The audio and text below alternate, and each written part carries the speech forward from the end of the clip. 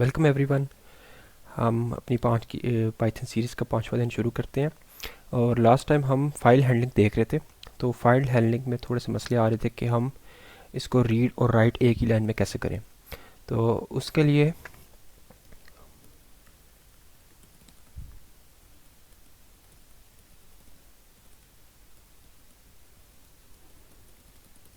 हमारे पास एक file handling की हायरार्की है जो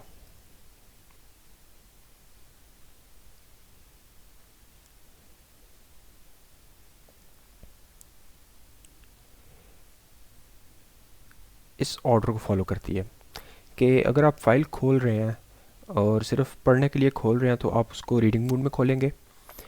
लेकिन अगर आप उसे राइट करने के लिए खोल रहे हैं तो आप उसको राइट मोड में खोलेंगे। अगर आप ट्रंकेट कर रहे हैं और अगर आप ट्रंकेट नहीं कर रहे यानी पिछला जो कंटेंट है वो डिलीट नहीं कर रहे तो आप उसको अपेंड मोड में खोलेंगे। इसके अलावा अगर आप रीडिंग और राइटिंग दोनों के लिए खोल रहे हैं तो फिर आप क्या ट्रंकेट कर रहे हैं पिछला कंटेंट रिमूव करके राइट और रीड कर रहे हैं तो फिर आप राइट प्लस में खोलेंगे। और अगर आप नहीं ऐसा कर रहे, आप ऐड कर रहे हैं तो फिर आप पढ़ने के लिए शुरू में जाना चाहते हैं तो रीड प्लस मोड में खोलेंगे। तो रीड प्लस मोड में अगर आप उसे खोलेंगे तो आपके पास जो राइट है वो एंड से होगा यानी अपेंड मोड में राइट होगा आपके पास, और रीडिंग जो है वो स्टार्ट से होगी। और अगर आप जो है उसको लास्ट से शुरू करना चाहते हैं तो आप ए प्लस मोड में खोलेंगे। तो इसको अगर मैं यहाँ पे अपने पास देखूँ तो मेरे पास data dot T X T के अंदर 5 लाइनें हैं और मैं इसको पहले अपेंड प्लस मोड में खोलता हूँ और मैं यहाँ पे एन अदर लाइन ऐड करता हूँ और उसके बाद मैं इसको रीड करता हूँ और इसको मैं एक वेरिएबल में सेव कर देता हूँ अपने पास। और फिर मैं उस वेरिएबल को अपने पास प्रिंट करवाता हूँ। तो ये वाला कोड मुझे ज़रूरत नहीं है और मैं इसको अपने पास रन करता हूँ। तो आहा,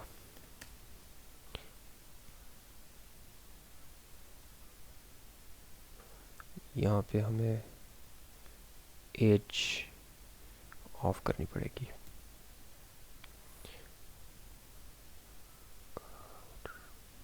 तो इसने इसको राइट कर दिया लेकिन मेरे पास इसने रीड नहीं किया उसको। तो इसको मैं रीड प्लस में खोलता हूँ और मैं इस पर राइट भी करता हूँ एक और लाइन और इसको मैं रन करता हूँ तो मेरे पास यहाँ पे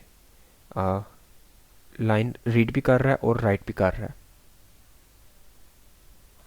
उसने टॉप पे अनदर लाइन सेव किया है जो स्टार्ट से, और फिर मुझे वो रीड भी करके दिखा रहा है। तो हम इस तरह करके इस हायरार्की को फॉलो करके रीड और राइट दोनों यूज़ कर सकते हैं। अब हम इससे आगे चलें तो हमारे पास ये जो विद है ना, ये विद एक स्पेशल किस्म का सिंटैक्स है पाइथन के अंदर, और विद को हम कॉन्टेक्स्ट मैनेजर्स कहते हैं। तो कॉन्टेक्स्ट मैनेजर में हम बेसिकली ऐसा काम, जैसे हम कभी कभी डेटाबेस यूज़ करते हैं तो उसमें हम डेटाबेस के लिए कनेक्शंस यूज़ करते हैं डेटाबेस से कनेक्ट होने के लिए। तो वो कनेक्शंस जो है वो हमें ओपन भी करने पड़ते हैं और एंड पे उन्हें क्लोज भी करना पड़ता है। इसी तरह जब हम फाइल्स की बात करते हैं, फाइल हैंडलिंग की बात करते हैं, तो हम एक बफर स्टार्ट करते हैं और उस बफर को हमें ओपन भी करना पड़ता है और उसको बंद भी करना पड़ता है। तो इस वाले काम में अगर मिस्टेक हो जाए कि आप उसको ओपन तो कर दें लेकिन बंद ना करें तो आपके पास जो है रिसोर्स ज़ाया होता है और फाइल करप्ट होने के चांसेस होते हैं। तो उस गलती को दूर करने के लिए हमारे पास पाइथन के अंदर विद स्टेटमेंट आती है जिसे हम कॉन्टेक्स्ट मैनेजर कहते हैं। तो कॉन्टेक्स्ट मैनेजर के कॉन्टेक्स्ट के अंदर यानी इस ब्लॉक के अंदर, विद ब्लॉक के अंदर, आप जब तक अपना कोड लिखेंगे तो वो ओपन मोड में खुलेगा, यानी आपके पास कोई कनेक्शन होगा या आपके पास कोई फाइल का बफर होगा तो उस वक्त तक ओपन रहेगा।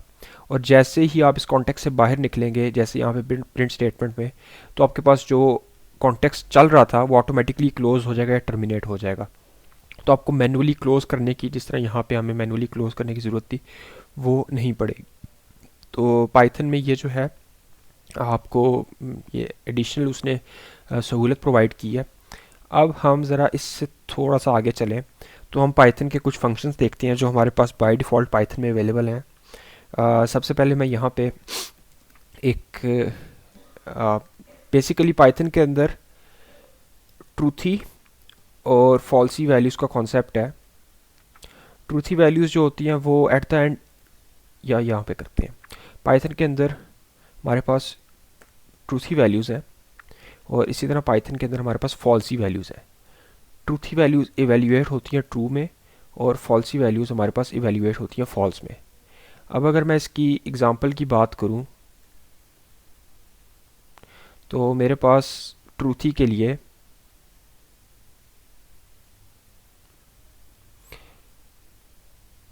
मेरे पास ट्रूथी वैल्यूज़ के लिए हैं कोई भी स्ट्रिंग जिसके अंदर कोई कंटेंट पड़ा हुआ है, कोई भी नॉन ज़ीरो नंबर और नॉन एम्प्टी कंटेनर। और कंटेनर्स में हमारे पास लिस्ट, डिक्शनरी, टपल्स और सेट्स, फ्रोज़न सेट्स, वो सब चीज़ें अवेलेबल आती हैं, काउंट होती हैं। अगर मैं फॉल्सी वैल्यू की बात करूं तो इसके बरक्स फॉल्सी वैल्यू में मेरे पास कोई एम्प्टी स्ट्रिंग है, ज़ीरो है और कोई एम्प्टी कंटेनर है। तो ये सारे अगर हम पाइथन को देखें तो उनको फॉल्स इवेल्युएट करेगा और ट्रूथी वैल्यूज़ को वो ट्रू इवेल्युएट करेगा।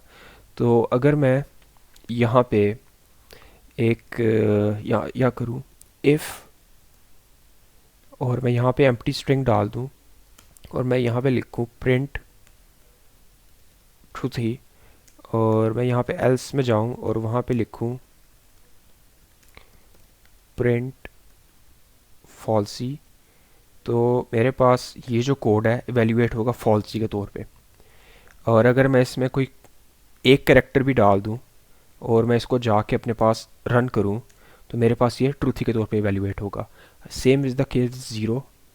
Zero is a falsy value where as even a negative value is consider a truthy value. और आप कंटेनर्स के साथ भी कर सकते हैं। तो अगर मेरे पास एक नम्स का कंटेनर जो एम्प्टी है, जो कि एक लिस्ट है, और मैं यहाँ पे नम्स यूज़ करता हूँ और पाइथन इसको अगेन अप्रिशिएट भी करती है और इसको इन्फोर्स भी करवाती है कि आप इस रूल को फॉलो करें, कि आप यहाँ पे उसको चेक ना करें, आप उस कंटेनर को ऐसे ही यूज़ करें और आप समझें कि उसमें कोई वैल्यू है तो ट्रुथ के केस में आप क्या करेंगे वो कोड लिखें और फॉल्स के केस में आप क्या करेंगे। अगर आपको बाय चांस वैल्यू इन्वर्ट करनी पड़ जाए तो आप जो है यहाँ पे नॉट लिख सकते हैं। तो नॉट नम्स, जो नम्स है अभी एम्प्टी है तो वो फॉल्स कंसिडर होगा और नॉट उसको इन्वर्ट कर देगा तो वो ट्रू बन जाएगा। मेरे पास इफ़ स्टेटमेंट चलेगी, एल्स स्किप हो जाएगी। आप यहाँ पे इज़ भी लिख सकते हैं, नहीं इज़ के साथ नहीं, इस क्लासेस के साथ आप करेंगे जब दो क्लासेस यहाँ पे लिखते हैं या दो ऑब्जेक्ट्स लिखते हैं। सिंगल वैल्यूज़ के साथ आप यहाँ पे उसको एज इट इज़ लिखेंगे। अब पाइथन के अंदर ट्रूथी और वैल्यू फॉल्सी वैल्यूज़ को अगर आपने बल्क में एवेल्युएट करना हो, जैसे मेरे पास यहाँ पे मैं इसको क्लियर करता हूँ। मेरे पास एक नम्स का कंटेनर है और इसके अंदर ना कुछ वैल्यूज़ हैं जैसे 1 2 3। तो मेरे पास पाइथन के अंदर एक फंक्शन है एनी के नाम से और मैं इसके अंदर कोई भी ऑब्जेक्ट पास करता हूँ और ये उस ऑब्जेक्ट को इवेल्युएट करता है कि इस ऑब्जेक्ट में कोई भी एक, एटलीस्ट वन, इस ऑब्जेक्ट के अंदर at least one truthy value exist, ये इसको इवेल्युएट करता है। अगर करती है तो ये ट्रू रिटर्न करता है और अगर नहीं करती तो ये फॉल्स रिटर्न करता है। तो मैं इसको अपने पास रन करता हूँ तो मेरे पास ट्रू आ रहा है। अगर मेरे पास यहाँ पे सारे ज़ीरो होते और ये कंटेनर के अंदर की वैल्यूज़ चेक कर रहे हैं हम, क्योंकि जब मल्टीपल वैल्यूज़ गेट करते हैं तो हम कंटेनर्स के अंदर गेट करते हैं, तो उन मल्टीपल वैल्यूज़ की हमने ट्रूथीनेस या फॉल्सीनेस इवेल्युएट करनी है। तो अब हमने कंटेनर की ट्रूथीनेस और फॉल्सीनेस नहीं इवेल्युएट करनी, वैल्यूज़ की करनी है। तो उसके लिए हम एनी यूज़ कर रहे हैं। कंटेनर का तो सिंपल था, हम उसको कंटेनर को डायरेक्ट यूज़ कर सकते थे। तो अब मैं इसको रन करता हूँ तो मेरे पास आएगा फॉल्स, और इस सारे ज़ीरोज़ में से कोई एक भी वैल्यू नॉन ज़ीरो है तो मेरे पास ट्रू आएगा। इसके बरक्स अगर मैंने चेक करना हो कि मेरे पास एटलीस्ट वन फॉल्सी वैल्यू है कि नहीं है, तो मैं ऑल का यूज़ करूँगा। तो मेरे पास अगर कंटेनर्स के अंदर कोई एक भी फॉल्सी वैल्यू होगी तो मुझे फॉल्स रिटर्न होगा। तो मैं इसको चेंज कर देता हूँ वापस। तो अब मेरे पास दोनों साइड्स पे ट्रू रिटर्न हो रहा है। तो अगर हमने बल्क में वैल्यूज़ को एवेल्यूएट करना हो और उन फॉल्सीनेस को, ट्रूथीनेस को, जैसे हमें डेटा अक्सर ऑनलाइन मिलता है किसी रिस्पॉन्स के, किसी रिक्वेस्ट के नतीजे में, तो वो डेटा जो है उस रिस्पॉन्स को अगर आपने एवेल्यूएट करना है कि उसके अंदर ट्रूथी वैल्यूज़ हैं कि फॉल्सी वैल्यूज़ हैं, कि बेसिकली कंटेंट है कि नहीं है, या कंटेंट है कि नहीं है बेसिकली, तो आप जो है एनी और ऑल को यूज़ कर सकते हैं। और या दैट्स इट। नेक्स्ट हमारे पास एक चीज़ है जो हम पाइथन में थोड़ा टाइम बचाती है। जैसे अगर मैं फॉर लूप लगाता हूँ और मैं इन नंबर्स के अंदर से एवेल्यूएट लूप थ्रू करता हूँ, या मैं देखता हूँ मेरे पास फ्रूट्स की डिक्शनरी चल रही है, फ्रूट्स की लिस्ट, तो मैं क्या करता हूँ, इन फ्रूट्स को ना मैं इनमें से लूप करता हूँ, for fruit in fruits. Again आपके पास ये जो वेरिएबल है इसका नाम आप कुछ भी रख सकते हैं, आप एफ भी लिख सकते हैं, आप आई भी लिख सकते हैं, लेकिन पाइथन कहती है कि अगर आपके पास जो है आपके जो कंटेनर है वो प्लूरल आप उसके लिए लफ्ज़ यूज़ कर रहे हैं, तो आप जो है उसको उसके एलिमेंट को रेफ़र करने के लिए सिंगुलर नाम यूज़ करें। तो फॉर फ्रूट इन फ्रूट्स, तो आगे मैं उसमें से प्रिंट करवाता हूँ अपने पास फ्रूट, तो मेरे पास जितने भी फ्रूट्स हैं वो सारे आ जाएंगे। तो मैं अगर इनको, ये मुझे फ्रूट्स आ रहे हैं और मैं इनके साथ अगर यहाँ पे नंबर्स भी दिखाना चाहता हूँ, तो मैं बेसिकली क्या करूँगा कि अपने पास एक आई का वेरिएबल बनाऊँगा इंडेक्स के लिए, या इंडेक्स का वेरिएबल लिख लेते हैं हम इसे, इंडेक्स का वेरिएबल बनाऊँगा कि इंडेक्स में मैच करूँ, और उसके बाद मैं यहाँ पे एफ स्ट्रिंग यूज़ कर सकता हूँ, और मैं लिख सकता हूँ आइटम नंबर इंडेक्स और फिर फ्रूट, ऐसे। और मैं इस इंडेक्स को हर दफ़ा इंक्रीमेंट कर दूंगा एक से। तो पहली दफ़ा ये 1 से चलेगा, तो इंडेक्स इंडेक्स है तो 0 से चलेगा। तो मैं जो हूँ अगर इसको अपने पास प्रिंट करवाऊँ तो मेरे पास आएगा आइटम नंबर 0, 1, 2 एंड 3। तो आपको इस हैसल से भी बचाने के लिए पाइथन में इससे भी सिंपल सिंटैक्स है कि आप इन्यूमरेशंस यूज़ करते हैं। तो बेसिकली मैं फ्रूट को, एक फंक्शन है पाइथन के अंदर इन्यूमरेट का, मैं इसको इन्यूमरेट का हिस्सा बनाता हूँ फ्रूट्स को, और इन्यूमरेट मुझे दो चीज़ें रिटर्न करेगा, एक तो उस इटरेटर का इटरेबल का सॉरी, या उस कंटेनर का एलिमेंट, और दूसरा मुझे एक इंडेक्स रिटर्न करेगा जिसको मैं यहाँ पे कैच कर सकता हूँ और मैं अपने पास सेम रिज़ल्ट ले सकता हूँ। और इनफैक्ट मैं इसको अगर मैं 1 से स्टार्ट करवाना चाहता हूँ, जैसे मैं अगर आइटम नंबर नहीं, मैं इसको, या आइटम आइटम ही कहते हैं और इसको इंडेक्स की जगह हम आइटम कह लेते हैं, या हम इसे एन कहते हैं, और मैं यहाँ पे भी एन लिखता हूँ। तो मैं चाहता हूँ कि अब ना ये 0 से स्टार्ट ना हो, 1 से स्टार्ट हो, तो इसके दो तरीके हैं। एक तो मैं यहाँ पे +1 लिख सकता हूँ और मैं इसको रन कर सकता हूँ, मेरे पास 1 2 3 4 से होगा, क्योंकि मेरे पास ये उसमें जो वैल्यू आएगी एन की उसमें एक प्लस कर देगा जो बाय डिफ़ॉल्ट 0 से स्टार्ट करती है। या मैं उसका स्टार्टिंग पोजीशन ही चेंज कर सकता हूँ कि स्टार्ट जो करे ये 1 से स्टार्ट करे, 0 से स्टार्ट ना करे, तो मेरे पास पहला नंबर आएगा ही 1 से। तो मैं न्यूमरेट करके लूप कर सकता हूँ और मैं उसकी एक्स्ट्रा इन्फॉर्मेशन भी या उसकी इंडेक्स वैल्यूज़ भी प्रिंट करवा सकता हूँ अपने पास। So that's another useful function. अगर हम आगे चलें तो हमारे पास पाइथन के अंदर जो हमने लास्ट टाइम देखे थे सॉर्टेड और सॉर्टेड का फंक्शन,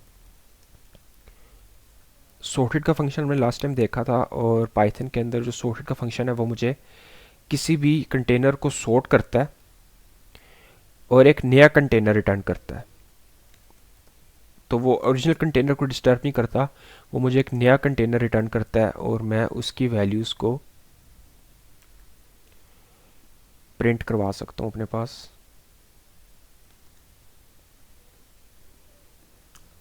तो मेरे पास जो था नम्स, जो इस वक्त 3 to 1 था, वो 1 to 3 बन गया है।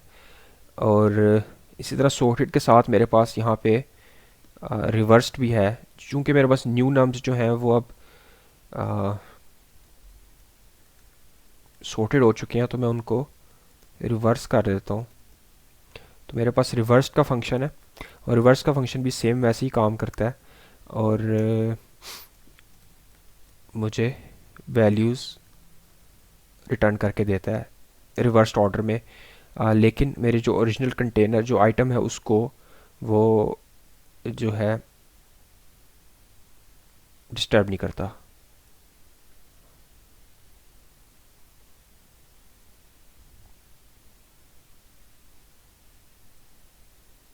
हम्म।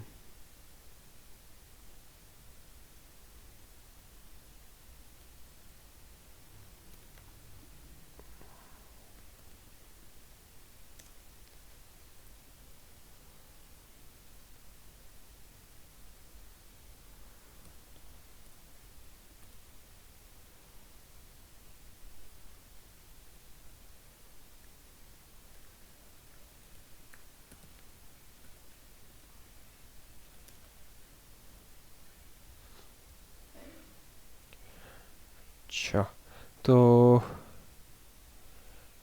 यहाँ पर हम इसको, अगर हम सॉर्टेड को रिवर्स के तौर पे काम करवाना चाहें तो हम यहाँ पे रिवर्स इक्वल ट्रू भी पास कर सकते हैं और ये उसको रिवर्स कर देगा।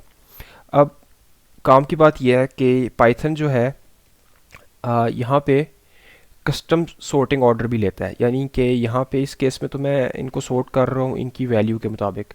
लेकिन अगर मेरे पास ये स्ट्रिंग्स होती, जैसे फ्रूट्स के केस में है, और मैं वहाँ पे इसको सॉर्ट करता, तो मेरे पास यहाँ पे जो नए फ्रूट्स आते हैं वो लेक्सिकोग्राफिकल ऑर्डर में आते हैं। यानी आस्की वैल्यू के मुताबिक जो मेरे पास स्मॉल ए है वो 97 पे आता है और बी फिर 98 पे, so on and so fourth. और अगर मेरे पास इसी लिस्ट के अंदर मेरी फ्रूट्स की लिस्ट है, उसमें कोई ऐसी वैल्यू होती जो कैपिटल से स्टार्ट होती, चाहे वो लोअर लेक्स बेसिकली अल्फ़ाबेटिकली वो मेरे पास के भी बाद आती, जैसे स्ट्रॉबेरी है, लेकिन लेक्सिकोग्राफिकली वो स्मॉल ए से पहले आती है, तो मेरे पास यहाँ पे स्ट्रॉबेरी पहले आएगा। तो ये एक तरीका है और आप इसको कस्टम सॉर्ट के मुताबिक भी कर सकते हैं। जैसे अगर मैं चाहता हूँ कि मेरे पास ये जो सॉर्टिंग है ये हो ये स्ट्रिंग के साइज़ के मुताबिक, तो मैं यहाँ पे एक फंक्शन बनाता हूँ अपने पास और मैं उसका नाम रखता हूँ गेट स्ट्रिंग साइज़।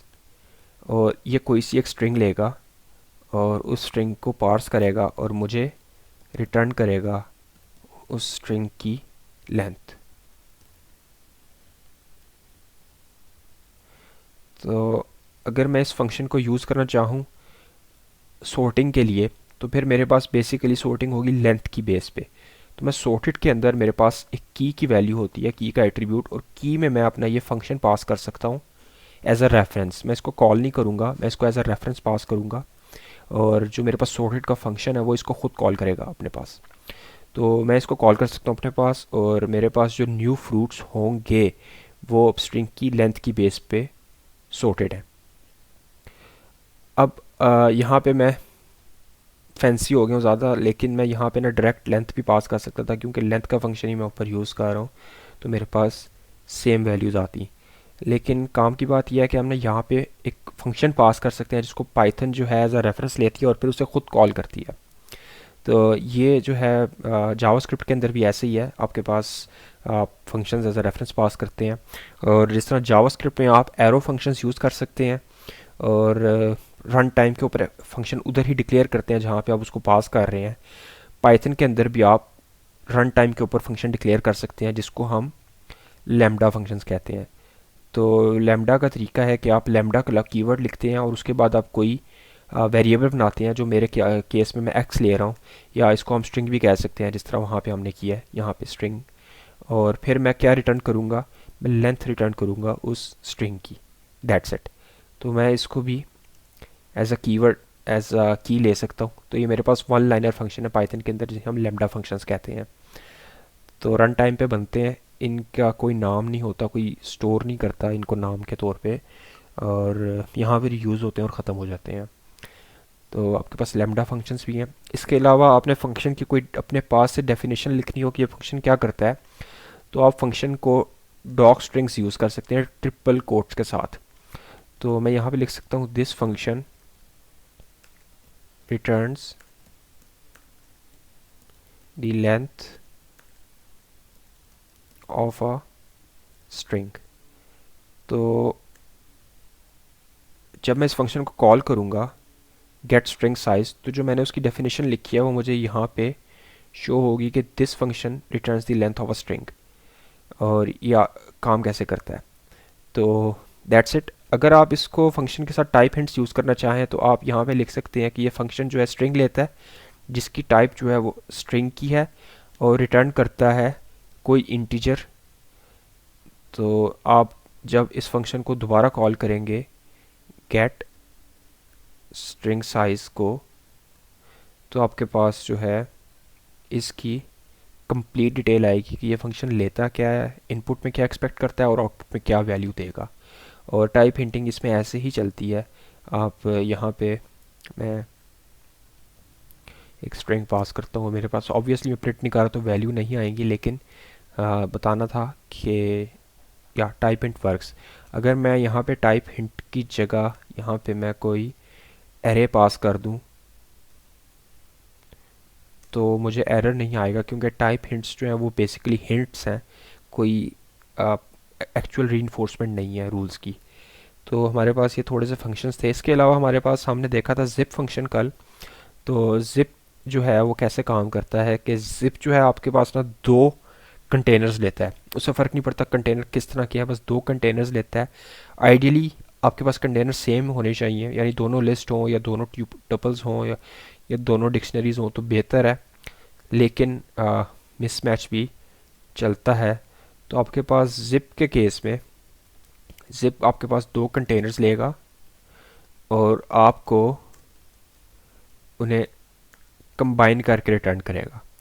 तो अगर आप एक कंटेनर लेते हैं जिसमें आपके पास कैरेक्टर्स है ए, बी और सी, और एक और कंटेनर जिसमें आपके पास वैल्यूज़ है 1, 2 और 3, तो जिप जो है इन दोनों को पैक करेगा, इन दोनों की पहली पहली वैल्यूज़ को मैच करेगा। तो मेरे साथ पहला जो मैं कंटेनर पास करूँगा, अगर मैं कैरेक्टर्स वाला कर रहा हूँ तो मेरे पास ए आएगा और दूसरे कंटेनर की पहली वैल्यू आएगी और इसका एक टपल बन जाएगा। फिर इसी तरह मुझे वो एक और टपल रिटर्न करेगा दूसरी वैल्यूज़ के साथ, और ये सिलसिला चलता रहेगा। अगर इन एनी केस किसी कंटेनर के अंदर वैल्यूज़ ज़्यादा है मेरे पास, तो फिर मुझे जो है वो ये वाली जो एक्स्ट्रा वैल्यूज़ है जिस कंटेनर की, उनको वो ड्रॉप कर देगा और जितनी वैल्यूज़ वो मैच कर सकता है दूसरे कंटेनर के साथ उतनी मैच करके उनके वो टपल्स बना देगा। तो यहाँ पे अगर मैं फ्रूट्स को और नम्स के साथ जिप कॉल करूँ, तो नम्स में मेरे पास 3 वैल्यूज़ हैं और फ्रूट्स में मेरे पास 5 वैल्यूज़ हैं। तो मुझे क्या मिलेगा, मैं उसको इधर ही रन टाइम पे प्रिंट कर देता हूँ कि जिप, और जिप में जो पहला मैं कंटेनर पास कर रहा हूँ वो मेरे पास फ्रूट्स और जो दूसरा कंटेनर है वो है नम्स का। तो मेरे पास यहाँ पे जिप का ऑब्जेक्ट आएगा और इस ऑब्जेक्ट को आ, देखने के लिए मुझे लूप करना पड़ेगा इसमें से। तो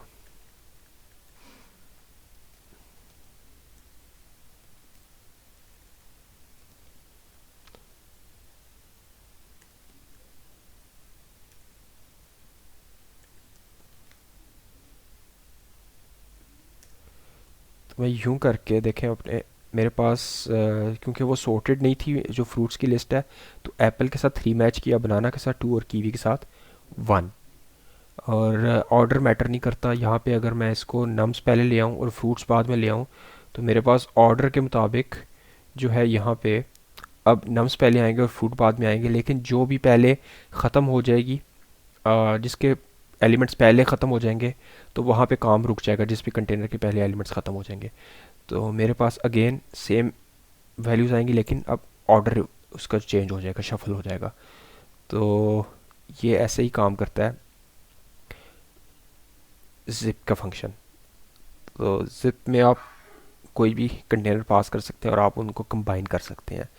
नेक्स्ट अगर हम आगे चलें तो हमारे पास मिन और मैक्स के फंक्शन है, जो कि एक्सप्लेनेटरी हैं कि ये आपको मिनिमम वैल्यू या मैक्सिमम वैल्यू रिटर्न करते हैं, प्रोवाइडेड कि वो आपस में वैल्यूज़ मैच कर सकें। यानी कि अगर सारे के सारी स्ट्रिंग्स हों, सारी की सारी आपके पास इंटीजर्स हों या फ्लोट्स हों। अब पाइथन के अंदर एक क्वर्क है, उसको मैं डिस्कस करता हूँ जल्दी से, कि अगर मैं यहाँ पे प्रिंट करता हूँ राउंड फंक्शन के साथ कोई इंटीजर जैसे 4.5 और 2.5, फ्लोट, बेसिकली फ्लोट प्रिंट करवाता हूँ, तो मेरे पास 2 और 4 की वैल्यू आती है। तो ये राउंड डाउन कर रहा है एक्स्ट्रा वैल्यू को 5 के, यानी 5 के बाद वाली, अगर ये 5 के बाद वाली वैल्यू 6 हो जाती तो मेरे पास ये राउंड अप करता, और 5 या 5 से नीचे, इनफैक्ट यहाँ पे मैं 4 लिखता हूँ 4.4, तो मेरे पास उनको राउंड डाउन करेगा। लेकिन ये जो है ना, ये थोड़ा सा इससे ज़्यादा ट्रिकी है कि अगर मैं 4.5 की जगह यहाँ पे लिखता हूँ 5.5 और मैं इसको रन करता हूँ, तो 5 वाले को तो इसने राउंड अप किया है, लेकिन 2 वाले को ये राउंड डाउन कर रहा है। तो ऐसे क्यों है? तो बेसिकली इसको हम कहते हैं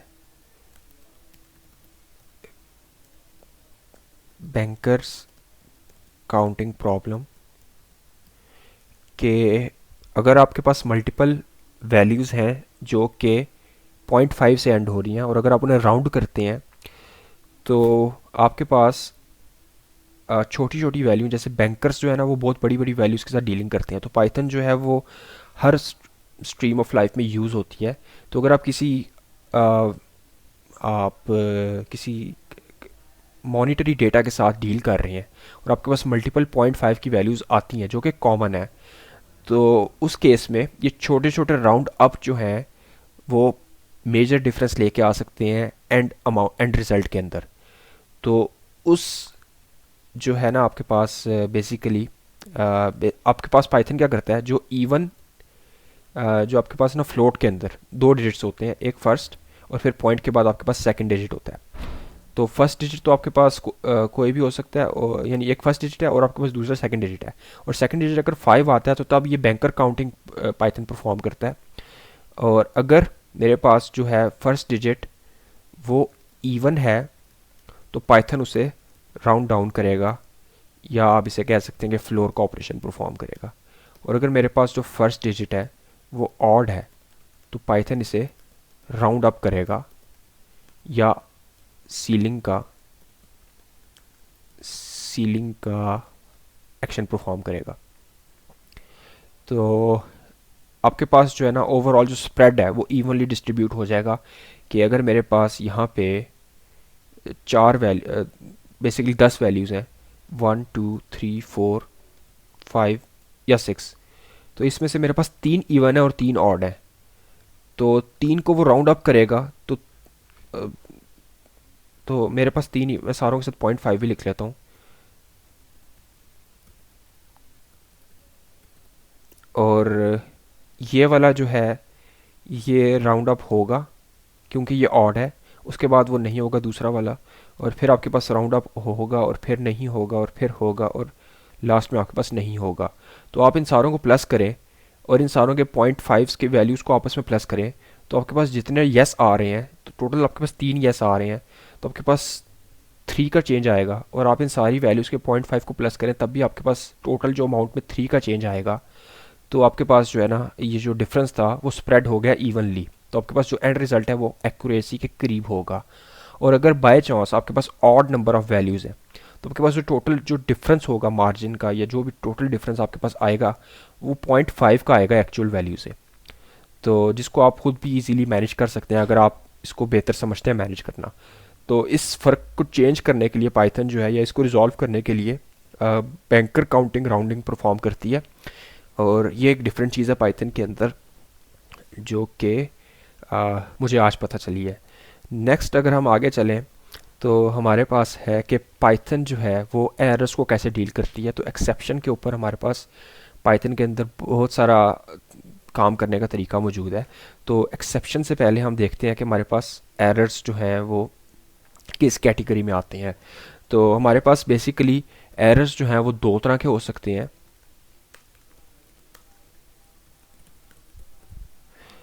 तो मेरे पास एक जो है वो सिंटैक्स एरर हो सकता है, और दूसरा जो है वो मेरे पास रन टाइम एरर्स है।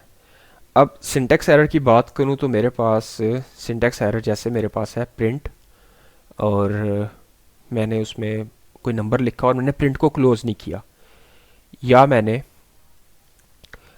इफ स्टेटमेंट कॉल की, if x equal equal y, तो मैंने यहाँ पे लिखा print x is equal to y, और ये डबल कोट के अंदर है।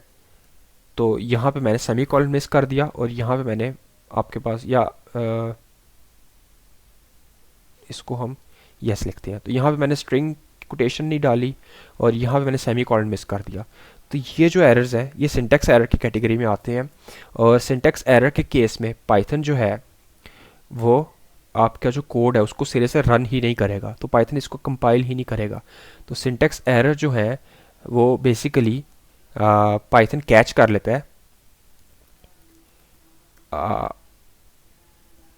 Eight compilation. आपके पास कंपाइल टाइम के ऊपर या रन टाइम के ऊपर या पाइथन की फाइल रन होने से पहले ही वो पाइथन जो है उसे कैच कर लेता है। और बाय द वे पाइथन के अंदर भी हमारे पास जो है ना वर्चुअल मशीन होती है। जैसे जावा के अंदर हमारे पास JVM है, पाइथन के अंदर हमारे पास PVM है, पाइथन वर्चुअल मशीन।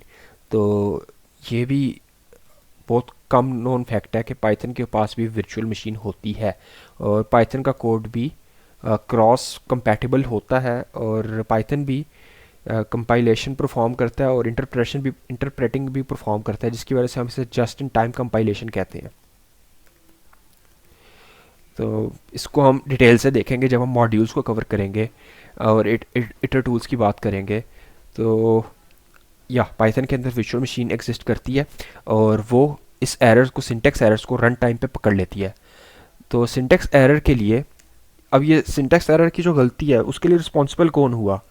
तो इस केस में जो रिस्पॉन्सिबल है, जिसकी वजह से एरर आ रहा है, तो वो रिस्पॉन्सिबल जो है वो प्रोग्रामर है। इसका प्रोग्रामर रिस्पॉन्सिबल है। सिंटैक्स एरर के लिए आपके पास सिर्फ प्रोग्रामर जो है वो रिस्पॉन्सिबल है। नेक्स्ट हम चलते हैं रन टाइम एरर के पास। तो रन टाइम एरर हमारे पास रन टाइम एरर क्या हो सकता है। रन टाइम एरर हमारे पास ये है कि हमने फ़र्ज़ करें कि इनपुट लिया और हमने उसे कहा यूज़र को कि एंटर योर या एंटर अ नंबर हमने उसे कहा, और अब हमने इस नंबर के साथ डीलिंग करनी है। तो जो इनपुट का फंक्शन है वो अगर आपको याद हो तो हमारे पास इनपुट का फंक्शन, यहाँ पर ही हम इसको साइड पे ड्रॉ कर लेते हैं कि हमारे पास जो इनपुट का फंक्शन है वो आपसे एज एन आर्गुमेंट एक्सेप्ट करता है एक स्ट्रिंग, और आपको रिटर्न के अंदर भी एक स्ट्रिंग ही देता है, चाहे वो नंबर्स हो या कुछ और हो। तो आपको वो नंबर्स भी स्ट्रिंग की फॉर्म में रिटर्न होके मिलेंगे। तो अगर आप उसके साथ काम करना चाहते हैं तो आप उसको टाइप कास्ट करना पड़ेगा। तो यहाँ पर मैं उसको टाइप कास्ट भी करता हूँ, ठीक है। मैं इसको टाइप कास्ट करता हूँ एक और फंक्शन में रैप करके जो है इंटीजर का। तो मेरे पास टाइप कास्टिंग परफॉर्म हो गई है। अब मैं उसे यहाँ पे कहता हूँ कि या मैं उस नंबर के साथ ना अरिथमेटिक परफॉर्म करता हूँ और उस नंबर को मैं एक जगह पे सेव कर लेता हूँ अपने पास, और मैं अब इसके साथ अरिथमेटिक परफॉर्म करता हूँ कि मैं इस नम में एक प्लस करता हूँ एक और नंबर। तो अब अगर यूज़र इस नंबर के रिस्पॉन्स में जो है मुझे पास कर दे टू इस तरह, तो मेरे पास रन टाइम पे एरर आएगा और मैंने ये एक्सपेक्ट नहीं किया था। लेकिन यहाँ पर सोचने वाली बात या मुद्दे की बात वो ये है कि ये जो एरर है, अगर यूज़र इसको सही तरह रन करेगा, उसमें सही वैल्यू पास करेगा, तो कोई एरर नहीं आएगा। लेकिन अगर वो गलत वैल्यू पास करेगा, तो जब ये कोड चल रहा होगा तो रन टाइम के ऊपर मुझे एरर जनरेट होगा, और इसके लिए जो है बेसिकली यूज़र रिस्पॉन्सिबल है, इसके लिए मैं रिस्पॉन्सिबल नहीं हूँ, या एज अ प्रोग्रामर आप रिस्पॉन्सिबल नहीं है। तो रन टाइम एरर्स को जावा के अंदर हम अगर जावा के अंदर हम उसे एक्सेप्शंस भी कहते हैं, और यही एक्सेप्शंस का कॉन्सेप्ट है कि हमारे पास रन टाइम के ऊपर जो एरर्स आते हैं जिसके लिए यूज़र रिस्पॉन्सिबल हो सकता है, उनको हैंडल करना या उनके साथ डीलिंग करना। तो रन टाइम एक्सेप्शंस को हम एक्सेप्शन हैंडलिंग के कॉन्टेक्स्ट में कवर करते हैं। तो हम थोड़ा सा आगे चलते हैं, हम तीन चीज़ें डिस्कस करेंगे जो हमें यहाँ पे एक्सेप्शन हैंडलिंग को समझने में मदद करेगी कि what is an exception basically. तो आपको अगर इसका आंसर पता है कि एक्सेप्शन क्या है और कौन सी है, तो फिर आप आगे मूव करेंगे।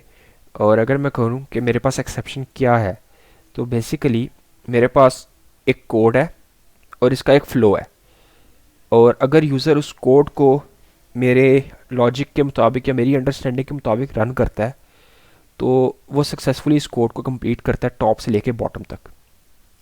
लेकिन अगर यूज़र कहीं पर भी कोई ऐसी वैल्यू पास करता है जिसका मैंने अंदाज़ा नहीं लगाया था और मैंने सोचा था कि यूज़र ये पास नहीं कर सकता या इस तरह की गलती नहीं हो सकती, तो मेरे पास जो फ़्लो है वो कहीं पे भी मिडल में टूट जाएगा या शुरू में या एंड के करीब जाके वो टूट जाएगा, और मेरा प्रोग्राम कभी आखिर तक नहीं जाएगा। अभी यहाँ पर तो मेरा प्रोग्राम 2 लाइनों का है, लेकिन आप इसको इमेजिन कर सकते हैं कि आपके पास अगर 100 लाइनों का भी कोड होता और लाइन नंबर 50 पे आपके पास इस तरह का कोई एक्सेप्शन या एरर आता, तो आप 50 पर ही आपका जो कोड है वो क्रैश कर जाता या बंद हो जाता, और आपके पास कोई आप लाइन नंबर 100 तक ना जाते।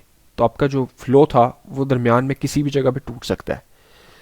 तो ये जो अनएक्सपेक्टेड इवेंट्स होते हैं इनको हम एक्सेप्शन कहते हैं। तो एक्सेप्शन जो है वो बेसिकली अनएक्सपेक्टेड इवेंट्स हैं that break the normal flow of a programme.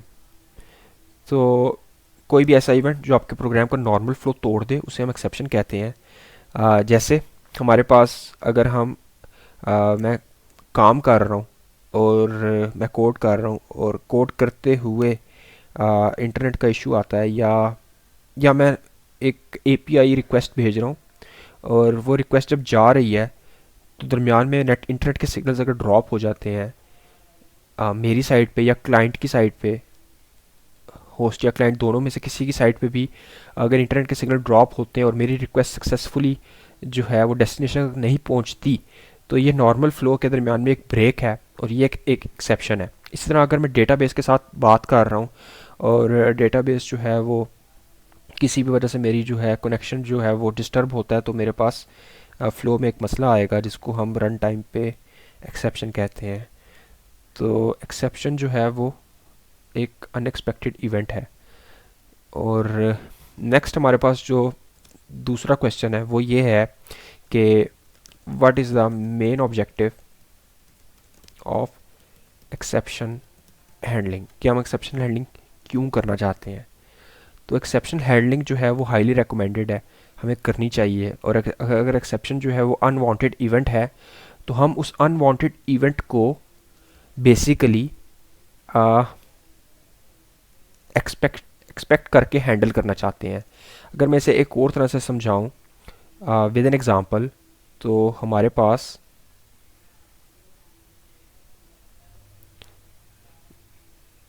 मैं एक सूडो कोड लिखता हूँ कि फ़र्ज़ करें कि मैं एक डेटाबेस का कनेक्शन खोलता हूँ और मैं इस डेटाबेस में कोई डेटा जो है उसको मैं रीड करता हूँ। उसके बाद मैं उस डेटा को प्रोसेस करता हूँ और फिर मैं वो जो डेटा का कनेक्शन है उसको क्लोज करता हूँ। तो ये मेरा नॉर्मल फ्लो है प्रोग्राम का, और मैं इसलिए एक प्रोग्राम लिख रहा हूँ। अब इस नॉर्मल फ्लो के दरमियान में कहीं पर भी कोई इशू आता है, या ये जो मेरा नॉर्मल फ्लो है जो कि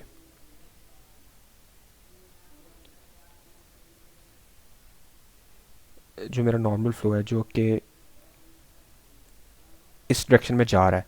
अब यहाँ पे कहीं पर भी कोई मसला आता है, जैसे फ़र्ज़ करें कि मैं जब डेटा रीड कर रहा हूँ तब वहाँ पर ही कोई मसला आता है, तो मेरे पास डेटा प्रोसेसिंग नहीं होगी और मेरा फ़्लो टूट जाएगा। जब मेरा फ़्लो टूटेगा यहाँ से, तो मेरे पास ना यहाँ पे डेटाबेस का जो कनेक्शन है वो भी क्लोज़ नहीं होगा, क्योंकि मैं लास्ट तक तो गया नहीं और मेरा जो फ़्लो था वो पीछे ही टर्मिनेट हो गया। तो मेरे पास कनेक्शन जो है वो ओपन रहेगा। और अगर मेरे पास एक डेटाबेस है, जैसे मैं यहाँ पे स्टार से एक डेटाबेस डिनोट करता हूँ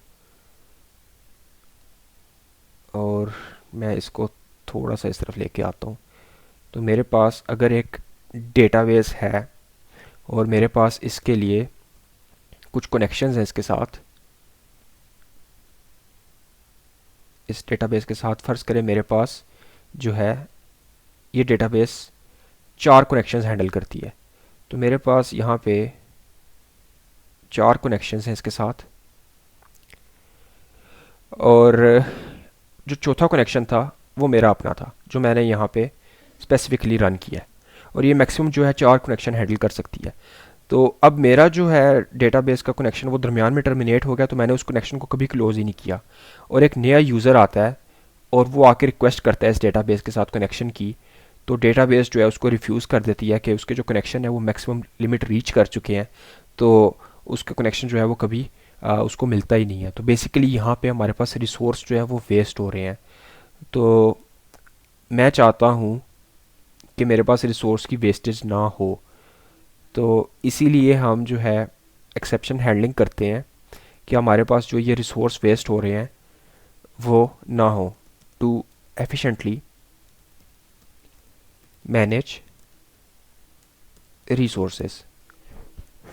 अगर इसको मैं रिफ्रेश करूं एक और टर्म के अंदर, इसको मैं एक्सप्लेन करूं, तो वो ये होगी कि मैं चाहता हूं कि मैं अपने कोड के एंड तक आऊं और मैं अपने डेटाबेस के कनेक्शन को क्लोज करूं। तो मैं जो हूँ बेसिकली ग्रेसफुली टर्मिनेशन चाहता हूँ कि मैं यहाँ तक आऊँ। अगर मेरे पास ये अनएक्सपेक्टेड इवेंट ओकर होता भी है तो इस इवेंट को मैं किसी तरह से ओवरकम करके अपने पास जो है रिसोर्स के या अपने जो कोड है उसके एंड तक पहुँचूँ। तो मैं यहाँ पे कह सकता हूँ कि मैं ग्रेसफुल टर्मिनेशन भी चाहता हूँ। एफिशिएंटली मैनेज रिसोर्सेज को हम ग्रेसफुल टर्मिनेशन भी कह सकते हैं। तो मैं बेसिकली अपने प्रोग्राम की ग्रेसफुल टर्मिनेशन चाहता हूँ ताकि मेरे पास कोई रिसोर्स वो ब्लॉक ना हो या वेस्ट ना हो। तो लास्ट में अगर हम चलें तो मेरे पास आता है कि तीसरी वजह जो है, तीसरी जो चीज़ है कि वो है कि what is the meaning of exception handling.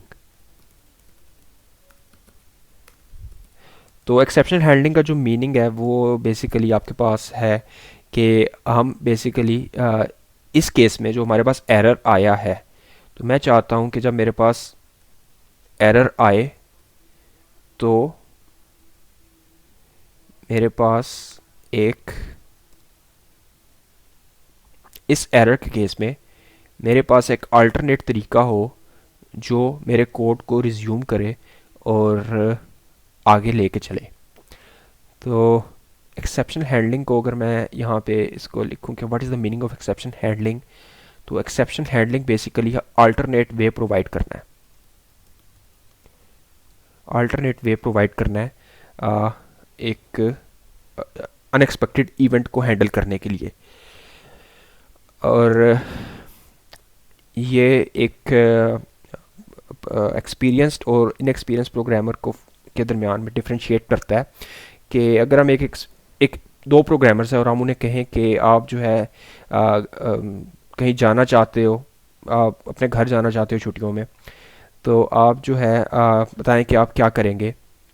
तो एक एक प्रोग्रामर लिखता है कि मैं घर जाने के लिए मैं रेलगाड़ी के थ्रू जाऊंगा, और हम एक और प्रोग्रामर से कहते हैं कि आप घर कैसे जाएंगे, और वो कहते हैं कि मैं रेलगाड़ी से जाऊंगा, और अगर रेलगाड़ी ना अवेलेबल हुई तो मैं बस पे जा सकता हूँ, और अगर बस भी ना अवेलेबल हुई तो मैं टैक्सी बुक करवाऊँगा। तो उन्होंने मल्टीपल सिचुएशंस को हैंडल किया अल्टरनेट वेज प्रोवाइड करके।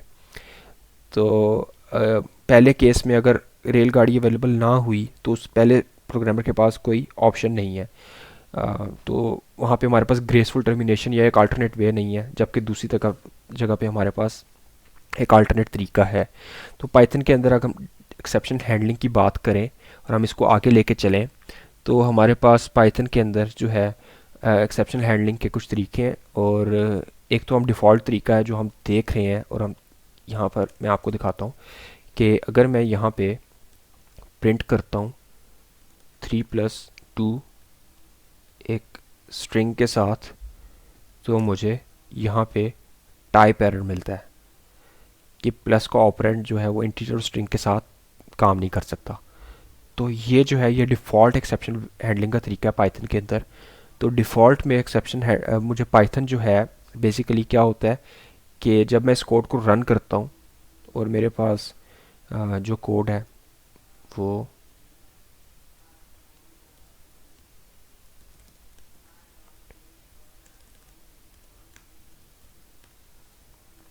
मैं इस कोड को रन करता हूँ, और पाइथन जो है रन टाइम के ऊपर क्या करता है कि मेरे पास जब इस कोड को इवेल्युएट करेगा, तो पाइथन की जो वर्चुअल मशीन है वो रन टाइम पे एक ऑब्जेक्ट बनाएगी, और वो जो ऑब्जेक्ट है जब वो इस एरर को पाइथन की वर्चुअल मशीन जब इस एरर को फेस करेगी तो वो रन टाइम के ऊपर एक ऑब्जेक्ट बनाएगी, और वो ऑब्जेक्ट जो है वो बेसिकली हमारे पास एक एक्सेप्शन का ऑब्जेक्ट है। तो ये जो है ये एक एक्सेप्शन का ऑब्जेक्ट है, और पाइथन के अंदर सब कुछ जो है हर चीज़ वो एक ऑब्जेक्ट है या एक क्लास है। तो हमारे पास एक्सेप्शन की एक डेडिकेटेड क्लास है, उसका एक ऑब्जेक्ट बनेगा, और वो ऑब्जेक्ट जो है पाइथन हमें रिटर्न करेगी कंसोल के ऊपर। तो उसकी वजह से हम यहाँ पे ये टाइप एरर देख रहे हैं।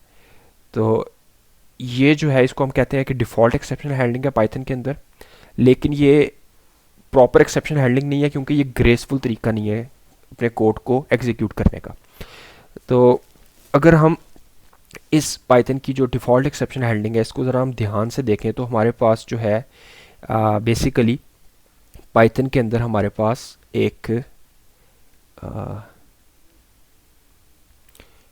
बेस एक्सेप्शन की क्लास होती है, और इस क्लास से हमारे पास मल्टीपल चाइल्ड क्लासेस बनती हैं, जिसमें से एक है हमारे पास एक्सेप्शन की क्लास। इसके अलावा मेरे पास है सिस्टम एग्जिट की क्लास, कीबोर्ड इंटरप्ट की क्लास, और मेरे पास है जनरेटर एग्जिट की क्लास, और या दैट्स इट। और भी हैं लेकिन हम इसको यहाँ पर रखते हैं। अब एक्सेप्शंस के अंदर मेरे पास और क्लासेस हैं, जिसमें से एक हमारे पास हमने जो अभी देखी है अरिथमेटिक एरर की क्लास। अब अरिथमेटिक एरर की क्लास हमारे पास पाइथन के अंदर, उसके बाद हमारे पास अरिथमेटिक एरर की क्लास के अंदर फर्दर क्लासेस हैं।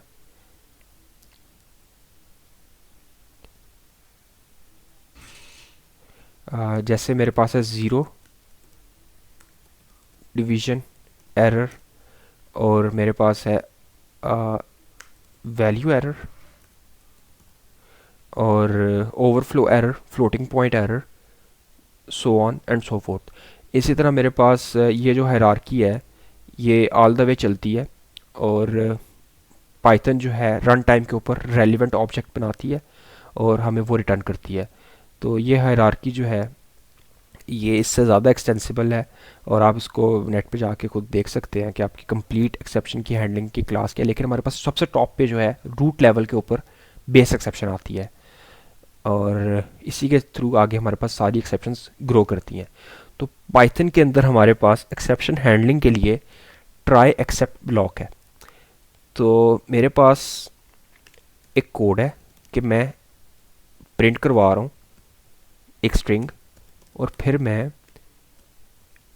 ज़ीरो डिवीज़न कर रहा हूँ, और फिर मैं एक और स्ट्रिंग प्रिंट करवा रहा हूँ। अब मैंने इसमें से जो प्रॉब्लमेटिक है, जो एरर जनरेट कर सकता है, और यहाँ पर तो मैं खुद एरर दे रहा हूँ, लेकिन आप समझ सकते हैं कि रन टाइम के ऊपर अगर ये दो वैल्यूज़ मैं यूज़र से ले रहा होता और वहाँ पे एक वैल्यू मुझे ज़ीरो देता, तो मेरे पास ये वाला एरर आता, ज़ीरो डिवीज़न एरर। तो मैं इसको रन करवाना चाहता हूँ, और मुझे पता है कि ना मेरे पास ये वाला कोड है जो प्रॉब्लम करेगा। तो मैं ट्राई लिखता हूँ, और बाकी सारा जो है कोड मैं उसे इंडेंट करता हूँ, और अगर मेरे पास एरर आता है तो मैं यहाँ पे लिखता हूँ प्रिंट गॉट एरर, और उसके बाद मैं यहाँ पे दोबारा प्रिंट लिखता हूँ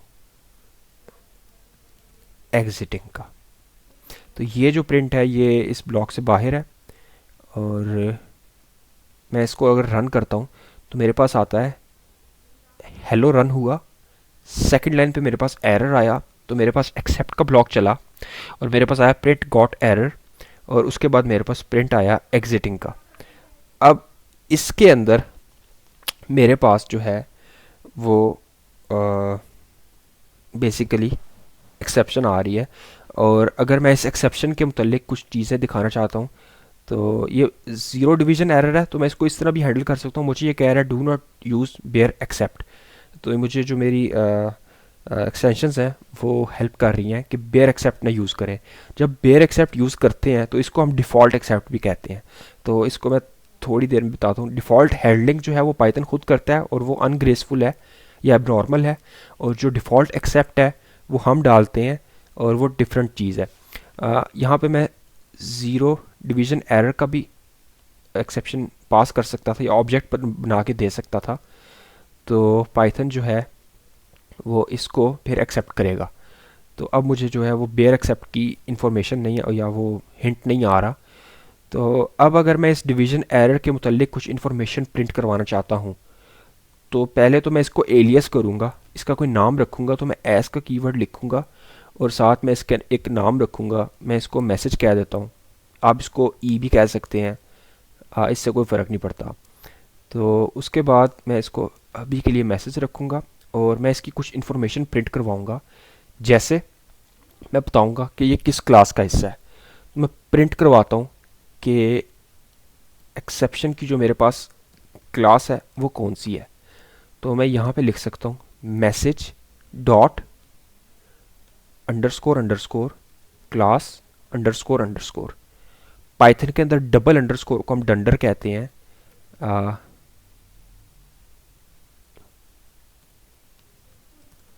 डबल अंडरस्कोर को, ये दो लफ्ज़ जो हैं इनको कंबाइन करके पाइथन डंडर कहती है। तो मेरे पास डंडर बहुत सारे मेथड होते हैं पाइथन के अंदर। Dunder method basically object oriented programming में आते हैं क्लासेस के अंदर, और ये यूज़र से हिडन होते हैं। इनकी जो है हमारे पास इनकैप्सुलेशन के मुताबिक ये प्राइवेट और प्रोटेक्टेड की कैटेगरी में आते हैं। वो हम देखेंगे कि कौन सी कैटेगरी में आते हैं। बेसिकली ये प्राइवेट में आते हैं, और सॉरी प्रोटेक्टेड में आते हैं ये, और ये हिडन होते हैं यूज़र से। तो अगर मैं उसको प्रिंट करवाना चाहता हूँ तो मैं underscore underscore class underscore underscore print करूँगा। तो मैं इसको रन करता हूँ, तो मेरे पास उस एक्सेप्शन की क्लास की इंफॉर्मेशन प्रिंट होगी। इसी तरह अगर मैं प्रिंट करना चाहता हूँ कि उस क्लास का नाम क्या है, तो मैं यहाँ पे लिखूँगा मैसेज अंडरस्कोर अंडरस्कोर नेम, और मैं इसे प्रिंट करवाऊँगा। तो मेरे पास नेम नहीं आ रहा, यहाँ पे क्लास थी, और हाँ, जो नेम है वो क्लास का एट्रीब्यूट है। तो मैं उसको क्लास के साथ करूँगा, अंडरस्कोर अंडरस्कोर क्लास और फिर अंडरस्कोर अंडरस्कोर। अब जो है होपफुली मुझे इस क्लास का नाम आएगा जो कि है ज़ीरो डिवीज़न एरर। फिर अगर मैं इस एक्सेप्शन के बारे में एक और इन्फॉर्मेशन प्रिंट करवाना चाहूँ तो मैं वो बताऊँगा कि ये जो इन्फॉर्मेशन है ये डिस्क्रिप्शन क्या दे रही है या ये क्या बता रही है। तो उस केस में मुझे सिर्फ ये जो एलियस था वो पास करना पड़ेगा, और यहाँ पे मैं लिख सकता हूँ कि ये एक्सेप्शन मुझे क्या बता रही है, इसकी डिस्क्रिप्शन। तो मैं इसको रन करता हूँ तो मेरे पास ये बताती है डिवीजन बाय ज़ीरो। तो बेसिकली हम इतनी ही इंफॉर्मेशन प्रिंट करवाते हैं या इतनी इन्फॉर्मेशन हमें नेसेसरी होती है लेने के लिए किसी भी एक्सेप्शन के मुतल्लिक, तो हम इसको इस तरह हैंडल कर सकते हैं।